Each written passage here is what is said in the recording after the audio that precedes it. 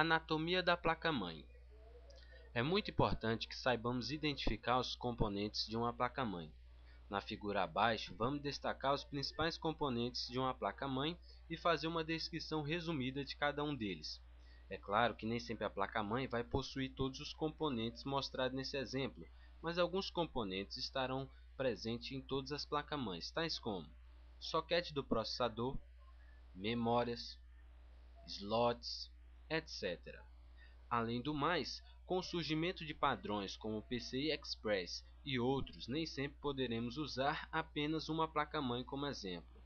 Mas este artigo tem função didática, ou seja, ensinar para quem está iniciando as principais partes de uma placa-mãe. E como exemplo, vamos usar uma placa-mãe da ASUS. Módulo 1. Soquete do processador e chipset. Esta figura indica onde se encontra o soquete do processador e o chipset na placa-mãe. Lembrando que a seta 1 está indicando o chipset norte, chamado de ponte norte, e a seta 2 indica o chipset sul, chamado de ponte sul. Vamos agora entrar com mais detalhe sobre o soquete do processador. É neste soquete que o processador é encaixado.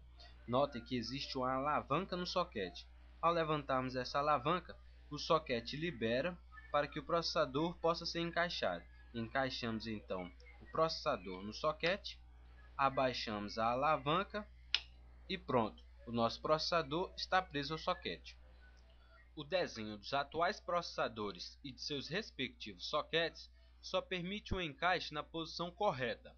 O soquete desse exemplo é conhecido como soquete 462, também chamado de soquete A, e serve para os processadores Athlon e Duron da AMD. Chipset. O número 1 indica a ponte norte, que é responsável basicamente pela transferência de dados entre processadores, memória RAM e também pelo controle de barramento AGP. Como atualmente as velocidades de acesso à memória têm crescido bastante, a ponte norte costuma trabalhar com um clock elevado, gerando assim calor. É por isso que nas placas atuais se encontram dissipadores e até coolers completo em cima da ponte norte. O número 2 indica o outro chip do chipset, chamado comumente de ponte sul. As funções da ponte sul estão relacionadas principalmente aos dispositivos de entrada e saída como controladoras de IDE e de disquete, slot PCI, etc. A ponte sul se liga à ponte norte para que os dois possam trabalhar em conjunto. Essa via de comunicação entre ponte norte e sul é muito rápida. Em alguns casos, ponte norte e sul estão dentro do mesmo chip e o chipset, apesar do nome, será formado por apenas um chip.